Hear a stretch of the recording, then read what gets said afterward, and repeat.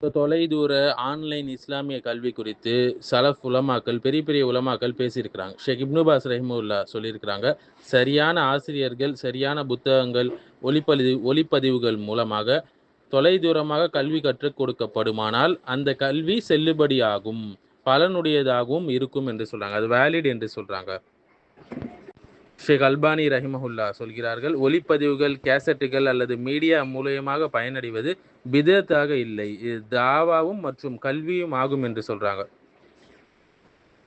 ஷேக் இப்னு உசைமின் ரஹிமஹுல்லா சொல்றாங்க, தொலைதூரம் அறிவை அழிக்காது என்று சொல்றாங்க, கல்வியை அழிக்காது என்று சொல்றாங்க. கல்வியை சுத்தமாகவும் நேர்மையாகவும் பெறுவதுதான் முக்கியம் என்று சொல்றாங்க. ஸோ இதிலிருந்து இன்னைக்கு இருக்கக்கூடிய ஆன்லைன் வகுப்புகள், ஆடியோ ஹலகாக்கள், வீடியோ பாடங்கள், பிடிஎஃப் புத்தகங்கள் அனைத்தும் கல்வியாகும். எப்போ என்றால் அதனுடைய பொருள் சரியானதாக இருக்க வேண்டும், மேலும் ஆசிரியர் நம்பகமானவராகவும் இருக்க வேண்டும்.